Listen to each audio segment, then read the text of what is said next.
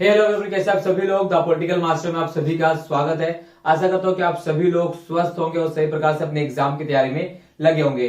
दोस्तों, आज इस टॉपिक की हम बात करने वाले वो है बीए ऑनर्स पॉलिटिकल साइंस का फर्स्ट ईयर का सेकेंड बुक, यहाँ सेकेंड बुक का थर्ड चैप्टर जिसका नाम है नागरिकता। और इस चैप्टर का दोस्तों पार्ट 2 है। इससे पहले हमने पार्ट 1 क्लियर कर लिया है। अगर आपने पहला पार्ट नहीं देखा तो उसका लिंक जो है दोस्तों डिस्क्रिप्शन में है, वहां से जाकर उसे आप देख सकते हैं। इसके अलावा हमारे चैनल के प्लेलिस्ट में भी आप पॉलिटिकल ऑनर्स का जो चैनल का प्लेलिस्ट है फर्स्ट ईयर, उसमें भी आपको वीडियो मिल जाएगी, तो वहां से भी आप उसे देख सकते हैं। तो चलिए दोस्तों, आज इस वीडियो को शुरू करते हैं और बहुत ही इंपॉर्टेंट टॉपिक है। आज हम बात करने वाले इस टॉपिक में दोस्तों, इसका नाम है असम अकॉर्ड। जी हाँ, असम अकॉर्ड की बात करने वाले हैं। ये नागरिकता के एक इंपॉर्टेंट टॉपिक है। मैं आपको बताते चलूं दोस्तों, ये एक ऐसा इंपॉर्टेंट टॉपिक जिसमें हम अवैध प्रवासी के बारे में बात करने वाले हैं। वो अवैध प्रवासी जो बांग्लादेश से असम में आए और इसको लेकर असम की सरकार द्वारा और केंद्र सरकार द्वारा जो कानून बनाया गया था उस पर हम चर्चा करने वाले हैं। तो प्लीज इस वीडियो को एंड तक देखिएगा और वीडियो प्लीज कंप्लीट देखिए, क्योंकि अगर आप वीडियो बीच में स्किप कर देंगे तो आपको वीडियो समझ यानी जो क्लास वो समझ में नहीं आएगी। तो ऐसे में आपको पूरा वीडियो देखने दोस्तों, और मैं गारंटी दूंगा अगर आपने पूरा वीडियो देख लिया तो ये टॉपिक और ये चैप्टर पूरी तरह से आपके समझ में आ जाएगा। बात करते हैं दोस्तों असम अकॉर्ड के बारे में। आखिर असम अकॉर्ड है क्या दोस्तों? तो अगर हम असम अकॉर्ड की बात करें दोस्तों, तो ये असम अकॉर्ड जो है अवैध प्रवासियों के लिए प्राधिकरण द्वारा निर्धारित कानून है जो 1983 में बनाया गया था। हालांकि इससे पहले भारत में जो अवैध प्रवासी हैं उनके लिए एक अलग से कानून था, बट ये स्पेशल प्रोविजन, स्पेशल कानून जो है असम के लिए बनाया गया था 1983 में, जिसका नाम है अवैध प्रवासी प्राधिकरण कानून 1983। ठीक है, तो 1983 में कानून बना और 1983 में कानून बनने के बाद दोस्तों 1985 में ये कह सकते इसको लागू किया गया। तो इसमें क्या था कि नागरिकता संशोधन अधिनियम 1985 में असम राज्य में बांग्लादेशी अवैध प्रवासियों की पहचान करने और उनकी नागरिकता संबंधी प्रावधान को लागू किया गया। जैसे मैंने आपको बताया दोस्तों शुरुआत में कि जो हमारा नागरिकता अधिनियम 1955 है उसमें कई बार संशोधन किए गए और उसी संशोधन में एक और संशोधन 1985 में किया गया, जिस संशोधन में असम में जो अवैध प्रवासी या यूं कह लीजिए जो बांग्लादेश से आए और असम में बस कर रह गए उनके बारे में इस संशोधन में, इस अधिनियम में कई प्रकार से चर्चा की गई। तो जान लेते हैं कि इस अधिनियम यानी 1985 के नागरिकता संशोधन अधिनियम में क्या क्या प्रावधान किए गए हैं। तो सबसे पहले दोस्तों मैं आपको बता दूं, तो सबसे पहला प्रावधान क्या है कि भारतीय मूल के सभी व्यक्ति जो 1 जनवरी, ध्यान रखिएगा, भारतीय मूल के सभी व्यक्ति जो 1 जनवरी 1966 से पहले बांग्लादेश से असम में आए, यानी 1 जनवरी 1966 से पहले कहां से आए? बांग्लादेश से असम में आए और तब से असम में सामान्य नागरिक के तौर पर निवास कर, यानी 1966 से लेकर अब तक जो है असम में एक सामान्य नागरिक के तौर पर निवास कर रहे हैं और वे सभी 1 जनवरी 1966 से भारत के नागरिक माने जाएंगे। ये प्रावधान किया गया था 1985 के नागरिकता संशोधन अधिनियम, यानी वो व्यक्ति भारत के नागरिक माने जाएंगे, असम के नागरिक माने जाएंगे जो 1 जनवरी 1966 से पहले बांग्लादेश से बाहर आ गए। उन्हें 1 जनवरी 1966 से भारत का नागरिक माना जाएगा और जभी तौर पर समान रूप से निवास कर रहे हैं। क्लियर? इसके अलावा इसमें एक और प्रावधान था कि भारतीय मूल के सभी व्यक्ति जो 1 जनवरी 1966 को या उसके पश्चात और 25 मार्च 1971 से पहले बांग्लादेश से असम में आए, तो वो व्यक्ति भी जो 1 जनवरी 1966 को या उसके पश्चात और 25 मार्च 1971 से पहले, जब 25 मार्च 1971 बांग्लादेश एक राष्ट्र गठन हो जाता है, उससे पहले अगर कोई व्यक्ति बांग्लादेश से बाहर आ जाता है तो उसे भारतीय नागरिक या असम का नागरिक माना जाएगा दोस्तों। ठीक है, तो ये कुछ प्रावधान किए गए थे 1985 के नागरिकता संशोधन अधिनियम में।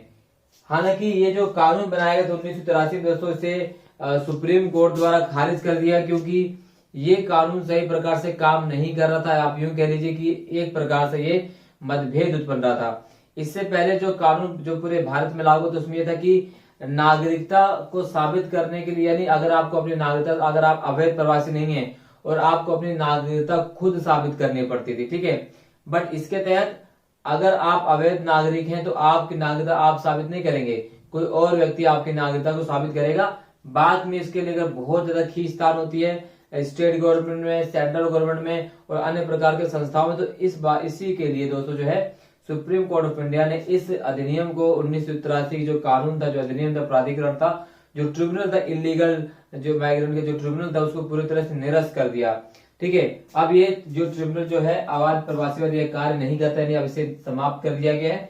ठीक है, इसी प्रकार दोस्तों क्या होता है कि 1985 में असम अकार्ड और राष्ट्रीय नागरिक रजिस्टर एनआरसी के लोग, अब दोस्तों आप लोगों ने 2019 में लगातार मुद्दा सुना एनआरसी सीए के बारे में, लगातार जो प्रोटेस्ट देखा होगा वो वही एनआरसी है, जिसे हम राष्ट्रीय नागरिक रजिस्टर के नाम से जानते हैं।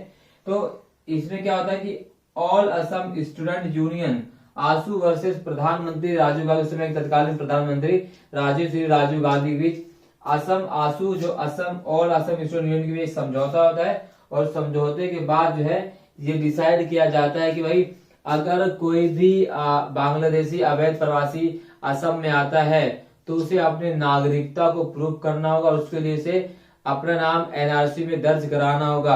अगर उसका नाम एनआरसी में आता है तो वो नागरिक माना जाएगा, अन्यथा वो नागरिक नहीं माना जाएगा। जी हाँ, और ये समझौता हुआ था असम अकार्ड के लिए आसू के बीच, यानी ऑल असम स्टूडेंट यूनियन, जी हाँ, ऑल असम स्टूडेंट यूनियन और उस समय तत्कालीन प्रधानमंत्री श्री राजीव गांधी, उनके बीच समझौता होता। और क्योंकि बांग्लादेशी लोग अपने सांस्कृतिक विरासत, राजनीतिक और भौगोलिक विस्तार को उसकी सुरक्षा करने के माध्यम से ये समझौता किया गया था। और इस समझौते के तहत अगर कोई अवैध प्रवासी बांग्लादेश में आता है तो उसे, और बांग्लादेश से आया हुआ कोई व्यक्ति भारत में रह रहा है या असम में रह रहा है, तो उसे अपनी नागरिकता को साबित करना होगा और उसे अपना नाम जो है नागरिक रजिस्टर जो है राष्ट्रीय नागरिक रजिस्टर उसमें दर्ज कराना होगा। और इस एनआरसी को उस समय अगर हम बात करें, वर्तमान की जो केंद्र सरकार है अपने चुनावी के प्रमुख मुद्दा बनाती है और वो कहती है कि हम एनआरसी को दोबारा से लागू करेंगे और दोबारा चुनाव बाद वो अपने एनआरसी दोबारा लागू करती है। और इस तरह से भारत में जो लगातार एक और केस उभर कर सामने आ जाता है दोस्तों। तो यानी नागरिक कौन होगा? नागरिक वही माना जाएगा असम में जिसका नाम एनआरसी में आ जाए। क्योंकि ये एनआरसी को लेकर ही बीजेपी जो तत्कालीन हम कह सकते वर्तमान में जो केंद्र सरकार है बीजेपी सत्ता में आई और अन्य राज्यों में सत्ता में काबिज होती है, ऐसे में उन्होंने एनआरसी को दोबारा से कह सकते हैं कि इम्पोज कर दिया, लागू कर दिया।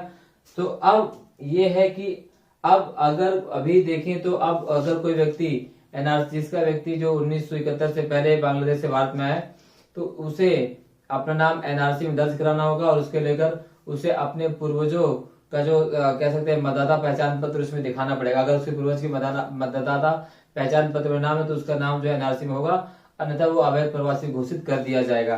तो ये एनआरसी कुल मिला के देखें दोस्तों क्या है। तो अगर हम बात करें एनआरसी की, तो इसमें क्या करना है, इसमें अपने नाम को शामिल करने के लिए अगर कोई बांग्लादेश से व्यक्ति आया हुआ है तो उसे अपने नाम को एनआरसी में शामिल करने के लिए क्या करना है, निवासियों को 1971 से पहले के अपने अभिभावकों के सरकारी दस्तावेजों में विशेषकर मतदाता सूची में नाम का प्रमाण देना है।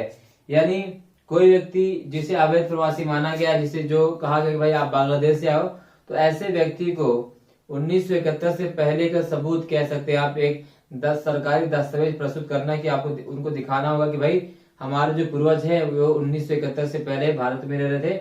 और इसको लेकर उन्हें सबूत में क्या पेश करना है, सरकारी दस्तावेज में क्या पेश करना है, उन्हें पेश करना है मतदाता पहचान पत्र, मतदाता सूची में अपने पूर्वजों के नाम। अगर उनके पूर्वजों का नाम मतदाता सूची में है तो वो नागरिक माने जाएंगे, अन्यथा उन्हें बांग्लादेश ट्रांसफर कर दिया जाएगा।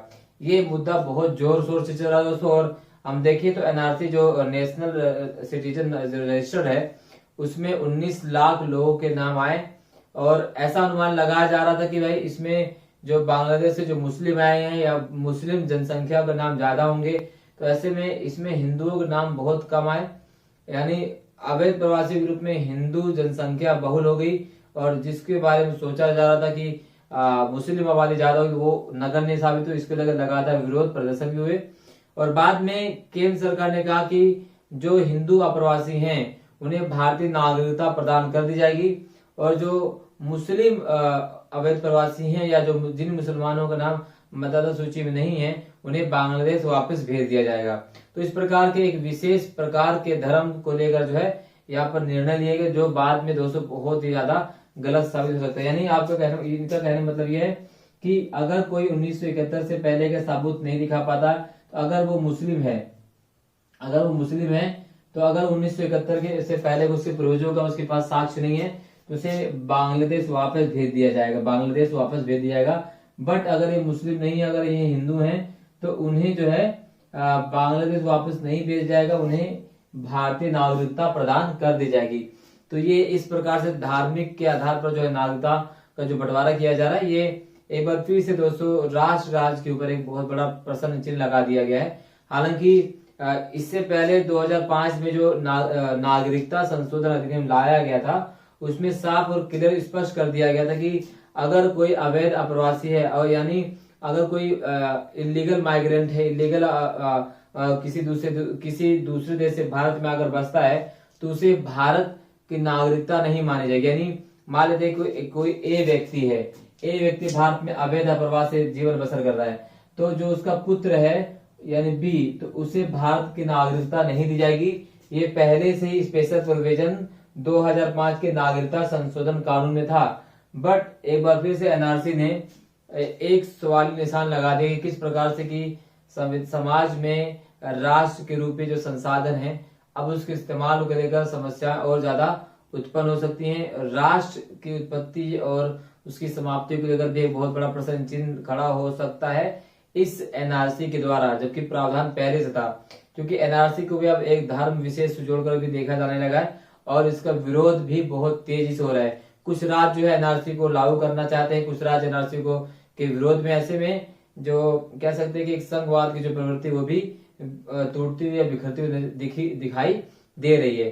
तो ऐसे में दोस्तों राष्ट्र को रूप में अगर राष्ट्र को करना क्या चाहिए कि उन्हें एक ऐसा नियम बनाना जाना चाहिए जिससे जो सभी लोगों पर समान रूप से लागू हो, किसी विशेष धर्म को लेकर उसमें कोई बात ना हो, या किसी विशेष धर्म पर वो विशेष रूप से लागू ना किया जाए। तो इससे राष्ट्र राज्य की जो स्थिति है वो भी बरकरार रहेगी, और समाज में नियमावली के माध्यम से कानून को सुचारू रूप से चलाया भी जा सकता है दोस्तों।